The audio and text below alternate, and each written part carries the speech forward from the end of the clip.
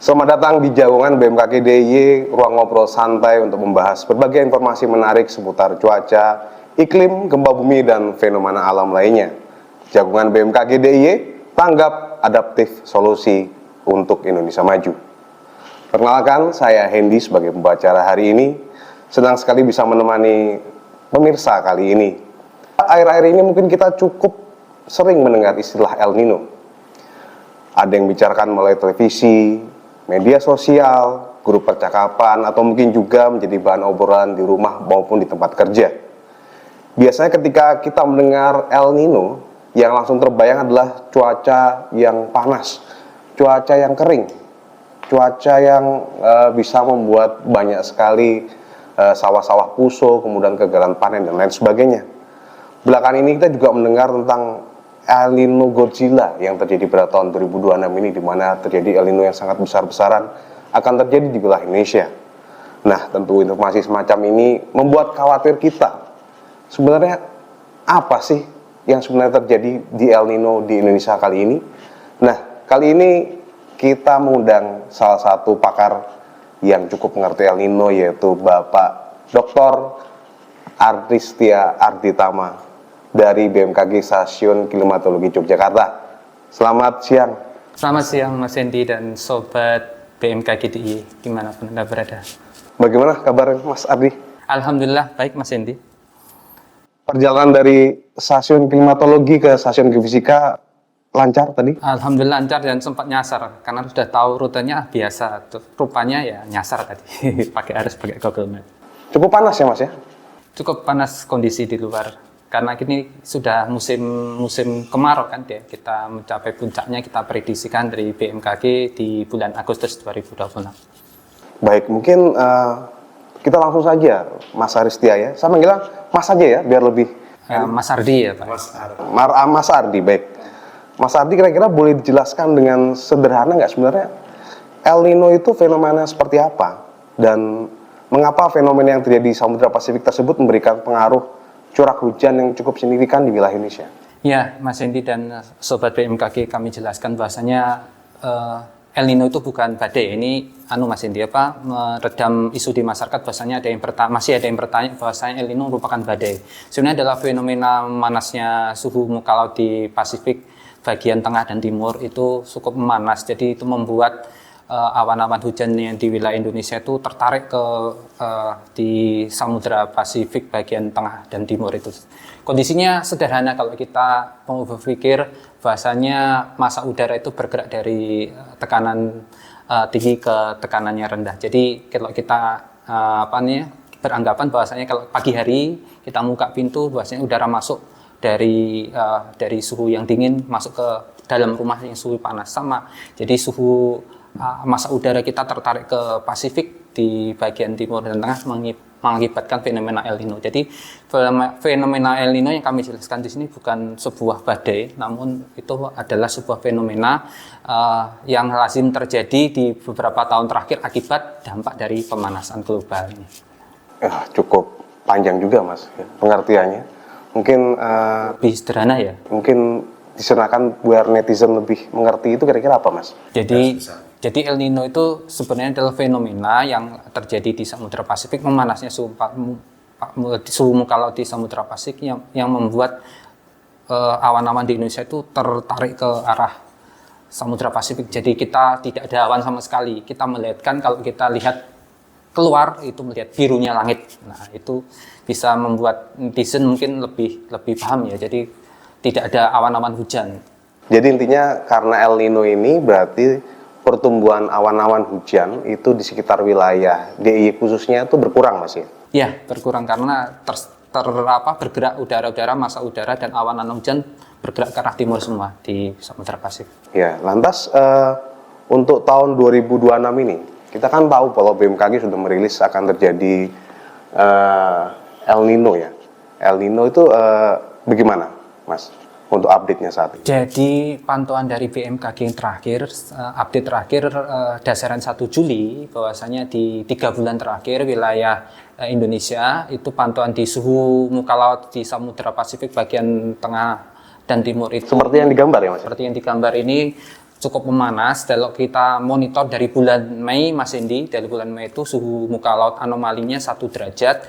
Terus bulan Juni itu meningkat menjadi 1,5 derajat suhu muka lautnya. Di bulan Juli awal ini sudah mulai mencapai 1,8. Artinya sudah dari kemarin kita informasikan kondisinya adalah El Nino condition, sekarang sudah masuk ke El Nino event. Artinya kalau batasnya El Nino menengah itu 1,5, kalau awal bulan Juli ini sudah mencapai 1,8, artinya sudah masuk ke dalam kategori El Nino kuat. Jadi kalau kita dalam 3 bulan terakhir secara musiman, periode MJJ Mei, Juni, Juli itu sudah rata-ratanya 1,47. Jadi sudah kita prediksikan dalam kategori El Nino event, kejadian El Nino, dan juga sudah mencapai kategori El Nino kuat ya. Nah, teman-teman mungkin banyak yang bertanya-tanya ya. Ada El Nino, Mas, kemudian ada La Nina seperti di gambar ini. Kemudian ada La Nina kuat, moderat lemah, kemudian El Nino kuat, moderat lemah. Sebenarnya apa sih beda El Nino dan La Nina itu seperti apa? Secara singkat saja, Mas. Ya, singkat, kalau El Nino itu dampaknya tadi ya, kita berbicara masalah dampak aja supaya masyarakat kepada mereka, edukasi kepada masyarakat lebih paham bahwasanya kalau El Nino itu membuat wilayah Indonesia sebagian besar adalah kekeringan, dan La Nina itu membuat sebagian besar wilayah Indonesia itu hujan yang berlebih, artinya curah hujan di atas normalnya. Jadi Mas Indi, kami juga informasikan pada Sobat BMKG dimanapun Anda berada bahwasanya yang menjadikan kita El Nino itu berdampak ketika El Nino itu mempengaruhi terjadi ketika musim hujan.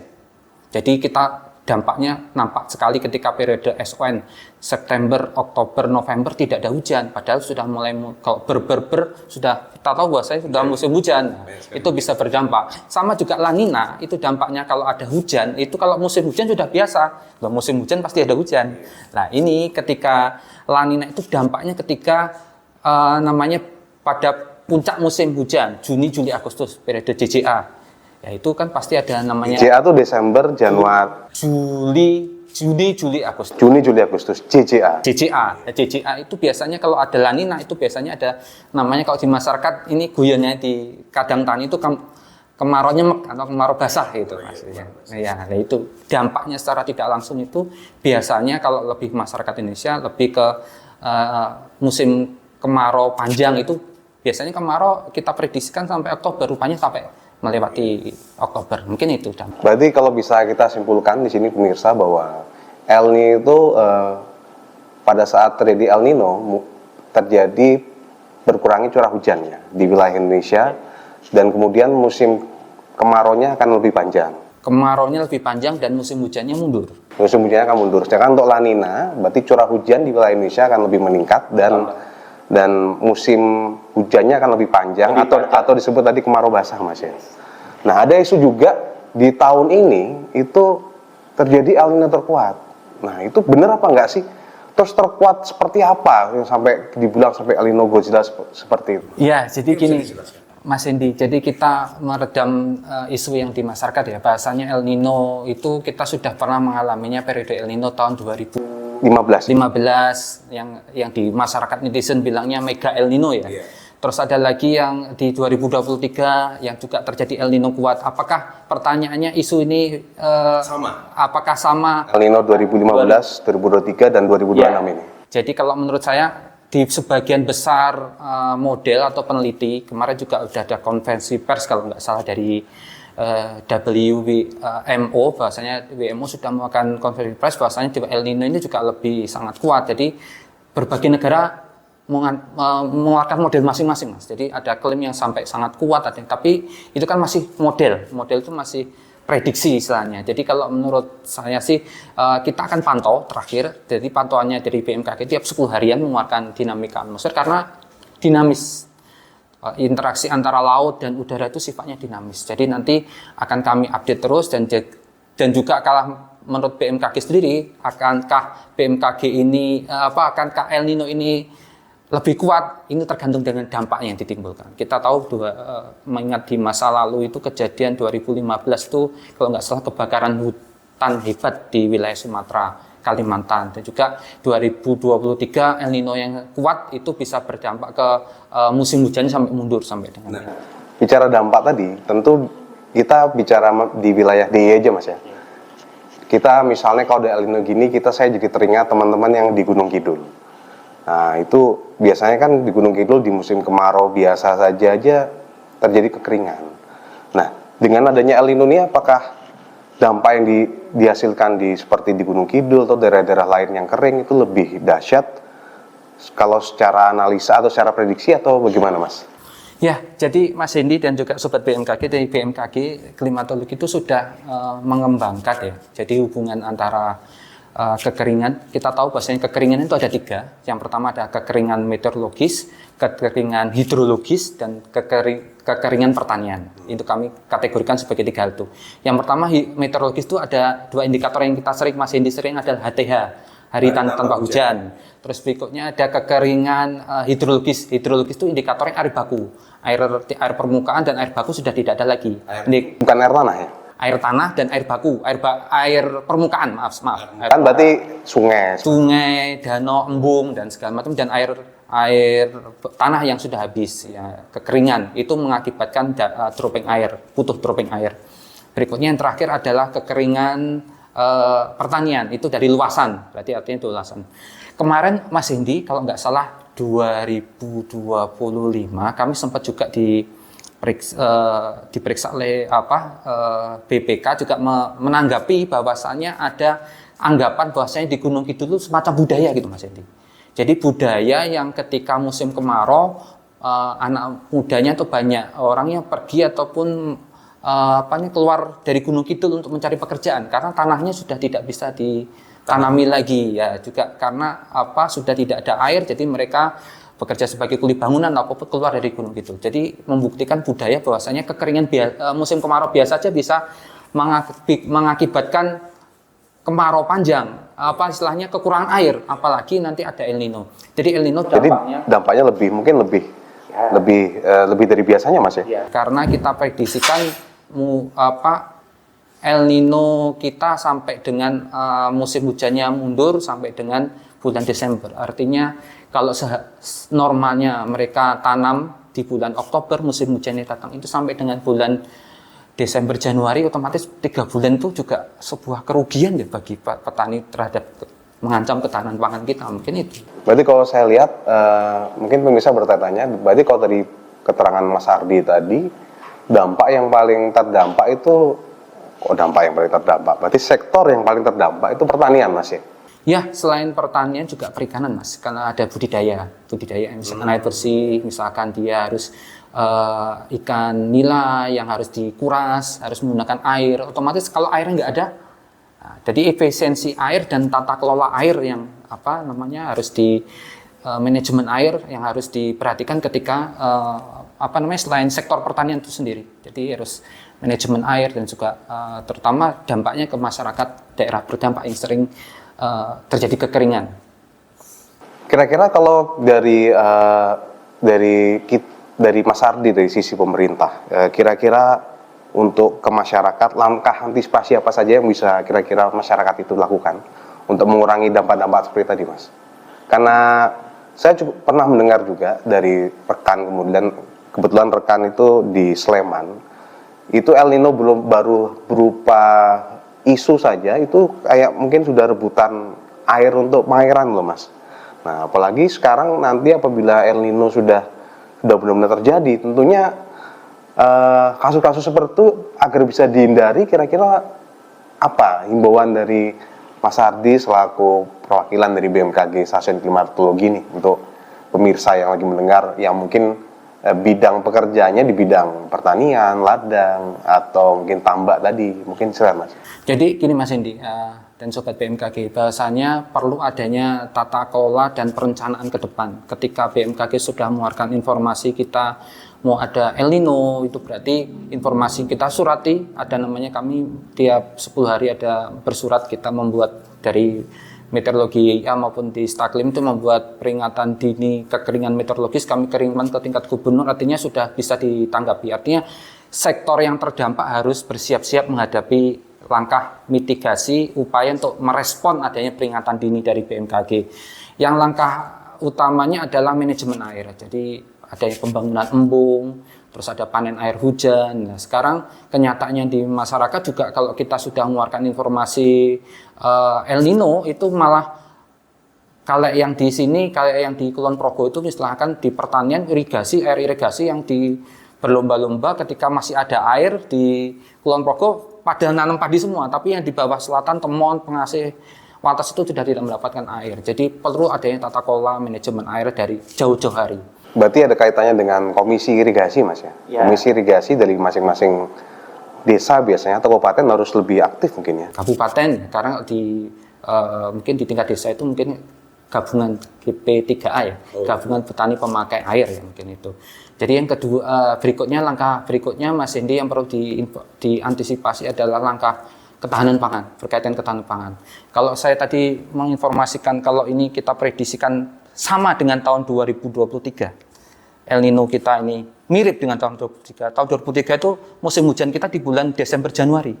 Nggak mundur ya? Berarti mundur? Iya mundur. Sama dengan prediksi pada tahun ini? Iya, mirip mundur. Jadi sampai dengan otomatis kalau kita tata kelola ketahanan pangan kita, Mas, seharusnya petani itu menanam di bulan akhir musim hujan di akhir Oktober, nah ini sampai mundur sampai dengan Januari. Berarti 3 bulan. Dampaknya apa? Ya nanti inflasi, harga beras. Kalau nggak salah tahun 2023 saya ngalami sendiri, susah, kesulitan mencari beras. Langka dan harganya waktu itu cukup mahal. Semoga tidak terjadi sekarang ya. Karena sekarang kan juga Pak Presiden Prabowo swasembada ya. rencanakan bahwa kita harus swasembada beras. Mudah-mudahan El Nino ini tidak berdampak luas ke pertanian kita, Mas. Nah, terus mungkin pemirsa ada yang ingin tahu, kita cara cari tahu tuh El Nino itu saat ini kuat, saat ini lemah, kemudian ada La Nina atau enggak, itu di mana sih, Mas? Kanal-kanal apa saja sih yang harus dihubungi? Iya. Terus harus menghubungi kemana sih Sandi pengen tahu gitu, Mas? Ya, dari BMKG sendiri bahasanya sudah aktif tiap Mas Hendy, tiap 10 hari. Jadi sobat BMKG sendiri juga bisa mengupdate informasinya tiap 10 hari di media sosial kami di @staklim_Jogja. Itu bisa di bisa di explore informasi tentang El Nino ataukah La Nina, dan itu update terus. Karena apa? Kita dinamis. Tadi yang sudah saya utarakan, di interaksi antara laut dan udara kita cukup dinamis, jadi berkembangnya juga nanti informasi ini prediksinya 1,88, apakah nanti besok turun atau tidak, itu patut dicermati dan disimak terus untuk Mas Hendy supaya sobat BMKG juga tahu apa perkembangan dari El Nino ini. Berarti di Instagramnya dari BMKG Stasiun Klimatologi Yogyakarta juga terus mengupdate, Mas ya? Terus mengupdate itu ada juga ada, kemudian di info BMKG juga ada, Mas ya. Kemudian websitenya Stasiun Klimatologi, kemudian websitenya BMKG Pusat mungkin ya. Di bmkg.go.id, Mas. Go.id ada juga, dinamika atmosfer. Nah, sebagai penutup nih, Mas, kira-kira pesan penting apa yang kita sampaikan ke pemirsa agar tidak panik, tetapi juga tetap aware, kemudian tetap siap menghadapi kemungkinan, bukan hanya pemirsa lagi, mungkin bukan buat semua yang lagi menonton ini, untuk ibaratnya menyambut datangnya El Nino ini agar kita tidak panik. Sudah datang El Nino. Oh, sudah datang. Berarti kita boleh ngomong ahlan wa sahlan El Nino. Jadi gini, Mas, tiap tahun kemarau datang, pesannya kepada masyarakat. Tapi El Nino tidak datang tiap tahun. Itu pesan yang pertama. Yang kedua, kami sampaikan juga pada sobat BMKG bahasanya air yang kita minum, yang kita buat pakai mandi, memasak, jumlah air tawar itu tidak banyak, Mas Hendy.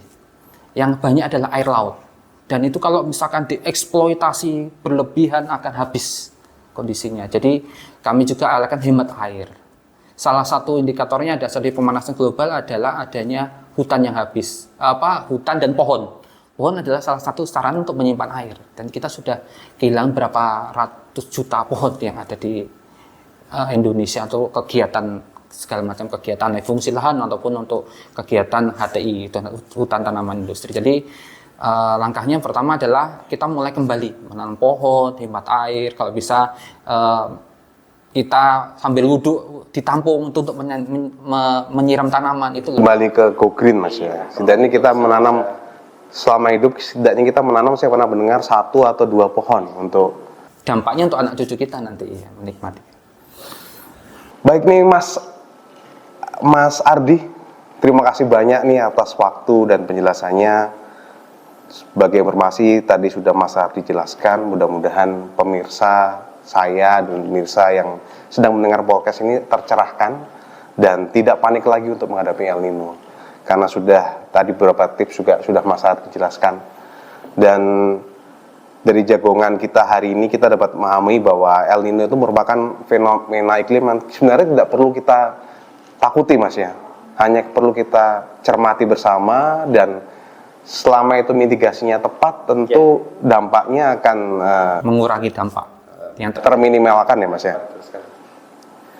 Dan yang terpenting tentu pemirsa bisa mengikuti perkembangan El Nino dari informasi resmi yang BMKG keluarkan dari kanal BMKG resmi. Dan untuk sobat BMKG jangan lupa terus mengikuti informasi cuaca, iklim, gempa bumi dan berbagai informasi penting lainnya di kanal resmi BMKG.